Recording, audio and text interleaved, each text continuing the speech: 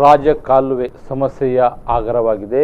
ಇನ್ನು ಅಂದರೆ ನಾವು ಹವಾಮಾನ ಇಲಾಖೆಯ ವರದಿಯನ್ನು, ಹವಾಮಾನ ಇಲಾಖೆಯ ಮುನ್ಸೂಚನೆಯನ್ನೇ ನಾವು ಗಮನಿಸಿದ್ದಾದರೆ ಕಳೆದ 3 ದಿನಗಳಲ್ಲಿ ನಮಗೆ ಭಾರಿ ಮಳೆ ಬರುವ ನಿರೀಕ್ಷಿತ್ತು. ಅದೃಷ್ಟವಶಾತ್ ಅದು ಅವರ ಹವಾಮಾನ ಇಲಾಖೆ ಮುನ್ಸೂಚನೆ ಬರಲಿಲ್ಲ. ಸೊ ಈ ವಿಷಯದಲ್ಲಿ ಅಂದರೆ ಪ್ರತಿಭಟನೆಯನ್ನು ಮಾಡಿದ ಡಿವೈಎಫ್ಐ ಪ್ರಮುಖ ನಾಯಕ ಮತ್ತು ಕಾರ್ಪೊರೇಟರ್ ಕೂಡ ಆಗಿರುವ ದಯಾನಂದ ಶೆಟ್ಟಿ ಅವರು ನಮ್ಮ ಸಂಪರ್ಕದಲ್ಲಿ. ದಯಾನಂದ ಅವರೇ ನಮಸ್ಕಾರ. ನಮಸ್ತೆ.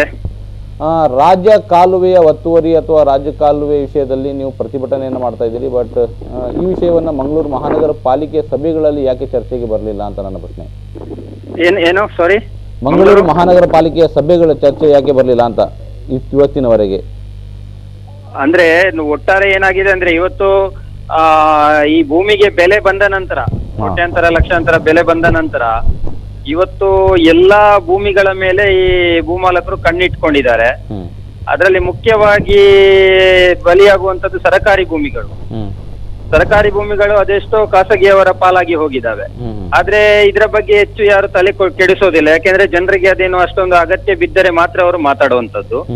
ಈಗ ಈ ಮೊನ್ನೆಯ ಒಂದು ಭೀಕರ ಮಳೆಗೆ ನೀರು ಹರಿಯಲು ಏನು ಹೋಗುವಂತ ಏನು ಸರಾಗ ಹರಿಯುವಂತ ವ್ಯವಸ್ಥೆಯ ಸಮಸ್ಯೆಯಿಂದಾಗಿ ಒಮ್ಮೆಲೆ ಇಲ್ಲಿ ಮಂಗಳೂರು ನಗರದಲ್ಲಿ ನೆರೆ ಬಂದಿರುವಂತದ್ದು.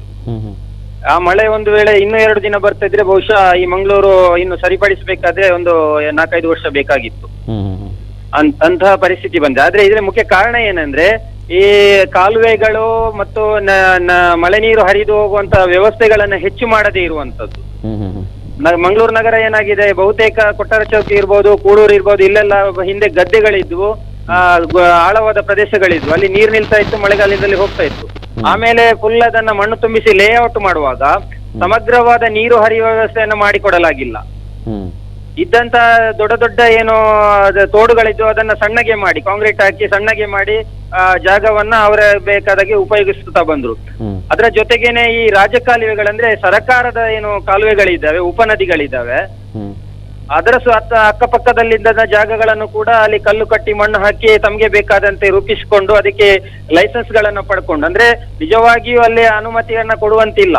ದೊಡ್ಡ ದೊಡ್ಡ ರಾಜಕಾಲುವೆಗಳಿದ್ರೆ ಅದರ ಅಕ್ಕಪಕ್ಕದಲ್ಲಿ ರಸ್ತೆಗಳು ಬೇಕು. ಯಾಕಂದ್ರೆ ಮಳೆಗಾಲದಲ್ಲಿ ಬ್ಲಾಕ್ ಆದ್ರೆ ಅದನ್ನ ತೆರವುಗೊಳಿಸ್ಲಿಕ್ಕೆ JCBಗಳಿರ್ಬೋದು, ಲಾರಿಗಳಿರ್ಬೋದು, ಇಟಾಚಿ ಯಂತ್ರಗಳು ಹೋಗ್ಬೇಕಾದ್ರೆ ಅಲ್ಲಿ ರಸ್ತೆಗಳು ಬೇಕಾಗಿದೆ. ಆದ್ರೆ ಇವು ಯಾವುದೇ ನಿಯಮಗಳನ್ನ ಪಾಲಿಸದೆ ಸರ್ಕಾರಿ ಅಧಿಕಾರಿಗಳು, ಮುಖ್ಯವಾಗಿ ಜಿಲ್ಲಾಡಳಿತ ಇರ್ಬೋದು, ನಗರಾಡಳಿತ ಇರ್ಬೋದು, ಅದಕ್ಕಿಂತಲೂ ನಗರಾಭಿವೃದ್ಧಿ ಪ್ರಾಧಿಕಾರ, ಇವತ್ತು ಯಾರೋ ಒಬ್ಬ ಸಣ್ಣ ಮನೆ ಕಟ್ತಾನಂದ್ರೆ 1000 ಕಾನೂನುಗಳನ್ನ ಹೇರಲಾಗ್ತದೆ.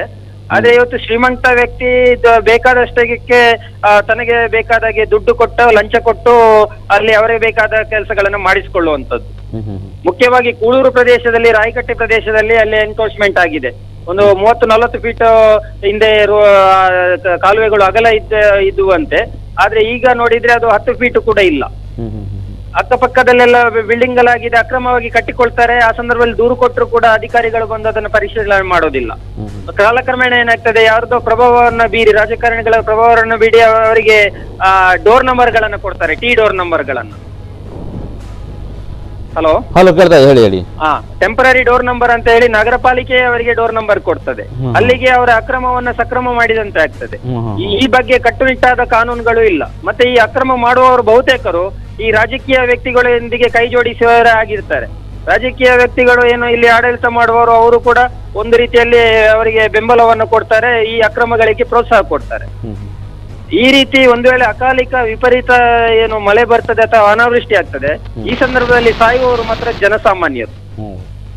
ಹೌದು. ಹಾಗಾಗಿ ಏನು ಈ ರಾಜಕೀಯ ಸ್ವಾರ್ಥ ಇದೆ ಅದನ್ನು ಮೊದಲು ಜನರು ಬಿಡಬೇಕು. ಮತ್ತೆ ಯಾವುದೇ ಯಾರೇ ಒತ್ತುವರಿ ಮಾಡಿಕೊಂಡಿರಲಿ, ಅವರು ಪ್ರಭಾವಿ ವ್ಯಕ್ತಿ ಇರ್ಬೋದು ಅಥವಾ ಬೇರೆ ಯಾವುದೇ ಇರ್ಬೋದು, ಯಾರನ್ನು ಅದನ್ನ ಗಣನೆಗೆ ತೆಗೆದುಕೊಳ್ಬಾರ್ದು. ನಾವು ಈ ಬಗ್ಗೆ ಏನು ಜಿಲ್ಲಾಧಿಕಾರಿಯವರು ತೀರ್ಮಾನ ತಗೊಂಡಿದ್ದಾರೆ, ನಾವೆಲ್ಲ ಸರ್ವೆ ಮಾಡಿ ಇದನ್ನು ವಶಪಡಿಸಿಕೊಳ್ತೇವೆ ಅನ್ನುವಂಥದ್ದನ್ನು, ಅದಕ್ಕೆ ನಾವು ಬೆಂಬಲ ಇದ್ದೇವೆ. ಅದನ್ನು ಬೆಂಬಲಿಸಿ ನಾವು ನಿನ್ನೆ ಒಂದು ಕಾರ್ಯಕ್ರಮವನ್ನು ಮಾಡಿದ್ದೆವು. ಅಲ್ಲ, ಈಗ ಒಂದು ವಿಷಯ, ನೀವು ರಾಜಕೀಯ ಸ್ವಾರ್ಥವನ್ನ ಬಿಡಬೇಕು, ಪ್ರಭಾವಕ್ಕೆ ಒಳಗಾಗಬಾರದು ಅಂತ ಹೇಳ್ತಾ ಇದ್ದೀರಿ. ಇದು ಸಾಧ್ಯವಂತ ಅನಿಸ್ತದ ನಮಗೆ? ಅಂದ್ರೆ ಇನ್ನುವರೆಗಿನ ರಾಜಕಾರಣವನ್ನ ನೋಡಿದಾಗ ನಮಗೆ ಅದು ಹಾಗೆ ಆಗ್ತದಂತ ಅನಿಸುವುದಿಲ್ಲ. ನಿಮಗೆ ಹಾಗೆ ಅದಕ್ಕೆ ನಾವು ಹೋರಾಟವನ್ನ ಮಾಡ್ತಾ ಇದ್ದೇವೆ. ಏನು ಜನಸಾಮಾನ್ಯರ ಕೂಗು ಇದೆ ಅದನ್ನ ತಲುಪಿಸಬೇಕಾದ್ರೆ ಇವತ್ತು ಜನಸಾಮಾನ್ಯರು ಏನು ಮಳೆ ಬಂದ ಸಂದರ್ಭದಲ್ಲಿ ಮಾತ್ರ, ನೆರೆ ಬಂದ ಸಂದರ್ಭದಲ್ಲಿ ಮಾತ್ರ ಬೊಬ್ಬೆ ಹೊಡಿತಾರೆ, ಮತ್ತೆ ಅವರಷ್ಟಕ್ಕೆ ಅವರು ಇಡ್ತಾರೆ.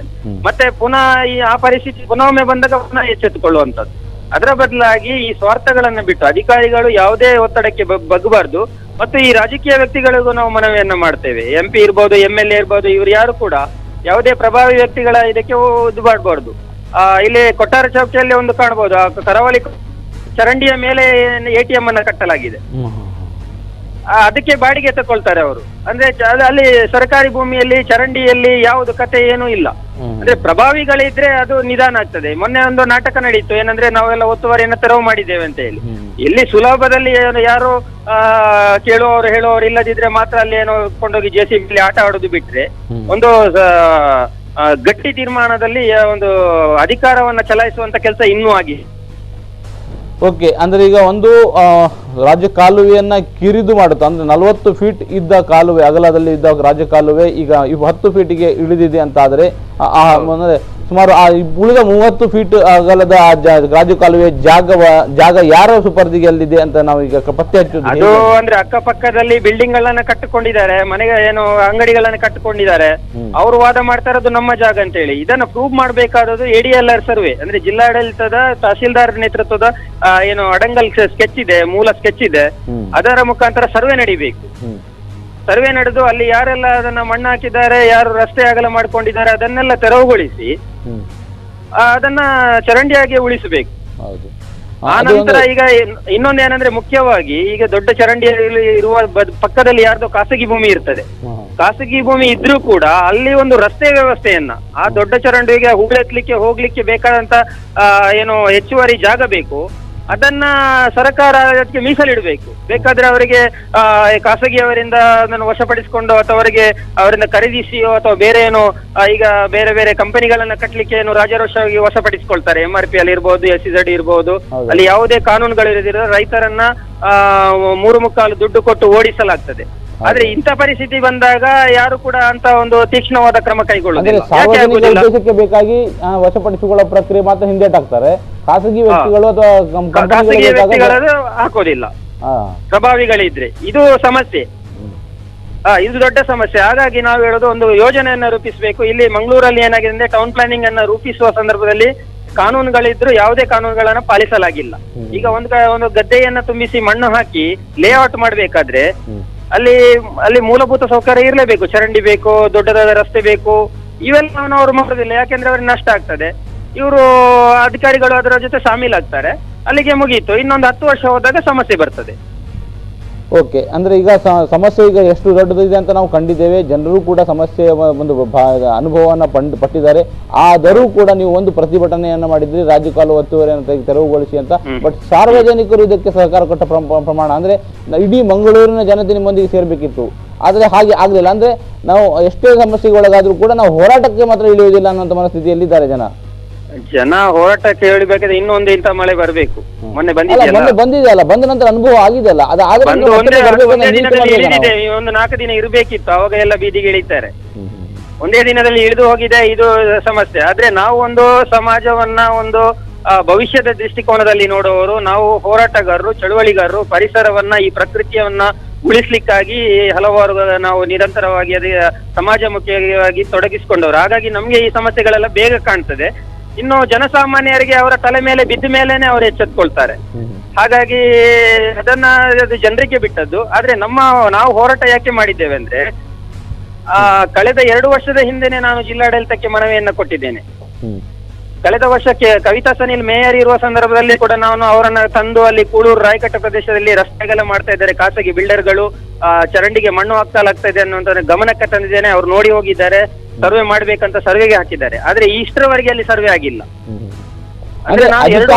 ಅಧಿಕಾರಿಗಳು ಕೂಡ ಸರ್ವೆ ಮಾಡ್ಬೇಕು ಅಂತ ಹೇಳಿದ್ರು ಕೂಡ ಸರ್ವೆ ಆಗುದಿಲ್ಲ ಅಂತ ಹೇಳಿದ್ರೆ ಇದು ಅರ್ಥ ಏನು ಅಂತ.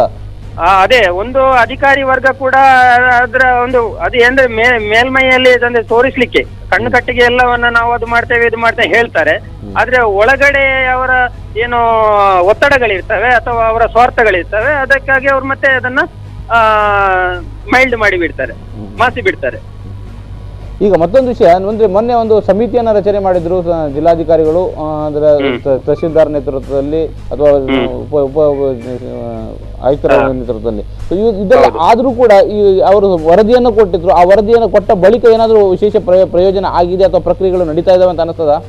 ಇಲ್ಲ, ವರದಿ ಕೊಟ್ಟಿದ್ದಾರೆ, ಅವರು ಸರಿಯಾದ ವರದಿ ಕೊಟ್ಟಿಲ್ಲ, ಸರ್ವೆ ಇನ್ನೂ ಆಗಿಲ್ಲ. ಅವರು ಇನ್ನೂ ಸಮಯ ಕೇಳಿದ್ದಾರೆ ಅಂತ ನಾನು ಪತ್ರಿಕೆಯಲ್ಲೂ ಟಿವಿ ಎಲ್ಲ ನೋಡಿದ್ದೇನೆ. ಮತ್ತೆ ಏನು ಗೊತ್ತಿಲ್ಲ ನಮ್ಗೆ. ಆದ್ರೆ ಅದು ಒಂದು ಸೀರಿಯಸ್ ಆಗಿ ಆಗ್ಬೇಕು, ಸಮಗ್ರವಾಗಿ ಆಗ್ಬೇಕು, ಯಾವುದೇ ಒತ್ತಡಗಳಿಗೆ ಮನಿಬಾರ್ದು. ಈಗ ಯಾರು ಎನ್ಕ್ರೋಚ್ಮೆಂಟ್ ಮಾಡಿರೋ ಯಾರಂದ್ರೆ ಯಾರೋ ಬಡವರು ಸಣ್ಣ ಪುಟ್ಟ ಮನೆ ಕಟ್ಟಿಕೊಂಡವರಲ್ಲ.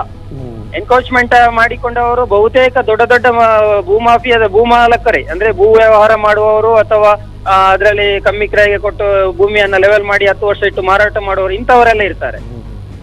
ಅಥವಾ ಅಲ್ಲೇನೋ ಬಿಲ್ಡಿಂಗ್ ಗಳಾಗಿರ್ತವೆ, ಏನೋ ಪ್ರಭಾವಗಳು ಬರ್ತವೆ. ಆ ಸಂದರ್ಭದಲ್ಲಿ ಅದು ಮತ್ತೆ ವೀಕ್ ಆಗುವ ಸಾಧ್ಯತೆ ಇದೆ. ಅದರಿಂದ ಯಾವುದಕ್ಕೂ ಜಗ್ಗಬಾರ್ದು. ಅದನ್ನ ಒಂದು ಏನು ತೀರ್ಮಾನ ಮಾಡಿದ್ದಾರೆ ಅದನ್ನ ಸೀರಿಯಸ್ ಆಗಿ ಫಾಲೋ ಅಪ್ ಮಾಡ್ಬೇಕು. ಒಂದು ವೇಳೆ ಅಂದ್ರೆ ನಮಗೆ ಅಂದ್ರೆ ಈ ಸಮಸ್ಯೆಗಳು ಬಂದಾಗ ಮಾತ್ರ ಆಡಳಿತ ಅಧಿಕಾರಿಗಳು ಎಚ್ಚರಿಕೊಡ್ತಾರೆ, ಒಂದಿಷ್ಟು ಸಮಿತಿಗಳನ್ನು ರಚಿಸ್ತಾರೆ, ಅಥವಾ ಈಗ ಸಮಿತಿ ರಚನೆಯಾಗಿದೆ, ಸಮಿತಿಯವರು ಅಂದ್ರೆ ಸಮಯವನ್ನು ಕೇಳಿದ್ದಾರೆ, ಆದ್ರೆ ಸಮಿತಿಯವರು ನಿರ್ಲಕ್ಷ್ಯ ತೋರುವ ಸಾಧ್ಯತೆ ಇದೆ ಅಂತ ಅನ್ಸೋದಿಲ್ಲ ನಿಮ್ಗೆ ಮತ್ತೆ ಭವಿಷ್ಯದಲ್ಲಿ ಪ್ರಭಾವಕ್ಕೊಳಗಾಗಿ? ಅಲ್ಲ, ತೋರಿಸಬಾರ್ದು ಅಂತ ನಾವು ಹೇಳ್ತೇವೆ. ಇರಬಹುದು, ಯಾಕೆಂದ್ರೆ ಮನುಷ್ಯರಾದ ಕೂಡಲೇ ಅವರ ಎಲ್ಲ ಸಮಸ್ಯೆಗಳು ಅವರಲ್ಲಿ ಇರ್ತದೆ. ಆದ್ರೆ ಸೀರಿಯಸ್ ಆಗಿ ಇದನ್ನ ತಗೊಳ್ಬೇಕು, ಬಹಳ ಮುತುವರ್ಜಿಯಿಂದ. ಭವಿಷ್ಯದಲ್ಲಿ ಇಂಥ ಸಮಸ್ಯೆ ಮಂಗಳೂರಿಗೆ ಬರಬಾರ್ದು ಅನ್ನೋಂಥ ಮುತುವರ್ಜಿಯನ್ನು ವಹಿಸಿಕೊಂಡು ಅವ್ರು ಮಾಡ್ಬೇಕು ಅನ್ನೋಂಥದ್ದನ್ನ ಮಾಡ್ತೇವೆ, ಒತ್ತಾಯ ಮಾಡ್ತೇವೆ. ಈಗ ಸಮಿತಿಯವರು ಕೆಲಸ ಮಾಡ್ತಾ ಇದ್ರು, ತಮ್ಮ ವರದಿಯನ್ನು ಸಲ್ಲಿಸಬೇಕಾಗಿದೆ, ಮಾಹಿತಿಯನ್ನು ಸಂಗ್ರಹಿಸಬೇಕಾಗಿದೆ, ಸರ್ವೆ ಕೂಡ ಮಾಡಬೇಕಾಗಿದೆ. ಈ ವಿಷಯದಲ್ಲಿ ಅವರು ಜಾಗೃತಿ ಕಾಳಜಿಯಿಂದ ಕೆಲಸ ಮಾಡಬೇಕು. ಒಂದು ವೇಳೆ ಕಾಳಜಿಯಿಂದ ಕೆಲಸ ಮಾಡ್ತಾ ಇಲ್ಲ ಅಂತ ಗೊತ್ತಾಗೋದು ಹೇಗೆ, ಅಥವಾ ಆದರೆ ಅವರ ನಿರ್ಲಕ್ಷ್ಯದ ಬಗ್ಗೆ ಅವರನ್ನ ಎಚ್ಚರಿಸುವ ಕೆಲಸವನ್ನು ಹೇಗೆ ಮಾಡಬೇಕು ಅಂತ ನೀವು ಹೇಳ್ತೀರಿ? ಅಂದ್ರೆ ನಾವು ನಾಗರಿಕರಿಗೆ ಏನು ಹೇಳ್ತಾ ಇರೋದು? ನಾಗರಿಕರು ಮುಖ್ಯವಾಗಿ ನಿಮ್ಮ ಪಾತ್ರ ಕೂಡ ಇದೆ. ಮಾಧ್ಯಮದವರು ಇದನ್ನ ಬಗ್ಗೆ ನಿರಂತರವಾಗಿ ಕಾರ್ಯಕ್ರಮ ಮಾಡ್ಬೇಕು. ಈಗ ಏನಂದ್ರೆ ಈಗ ನೆರೆ ಬಂದಾಗ ಮಾತ್ರ ನೀವು ಕೆಲವೊಂದು ಚಾನೆಲ್ಗಳು ಈ ಕಾರ್ಯಕ್ರಮವನ್ನು ಮಾಡ್ತಾ ಇದ್ದೀನ, ಮತ್ತೆ ಯಾರೋ ಹೋರಾಟ ಮಾಡಿದ್ರೆ ಮಾತ್ರ ನ್ಯೂಸ್ ಅಲ್ಲಿ ಬಿತ್ತರಾಗ್ತದೆ. ಅದೊಂದು ಸಮಗ್ರವಾದ ಸಾಮಾಜಿಕ ಕಾಳಜಿ ಅನ್ನೋ ನಿಟ್ಟಿನಲ್ಲಿ ಈ ರೀತಿಯ ಜನಸಾಮಾನ್ಯರು, ಜನರು, ಇದೇ ಬಾಧೆಗೆ ಒಳಗೋಗೋರು ಮತ್ತೆ ಮಾಧ್ಯಮಗಳು ಎಲ್ಲರೂ ಸೇರಿ ಇದರ ಬಗ್ಗೆ ಜಾಗೃತಿಯನ್ನು ಮೂಡಿಸಬೇಕಾಗಿದೆ. ಓಕೆ ಸರ್, ದಯಾನಂದ್ರ, ಧನ್ಯವಾದ ನಿಮಗೆ ಮಾಹಿತಿ ಕೊಟ್ಟದಕ್ಕಾಗಿ. Thank you.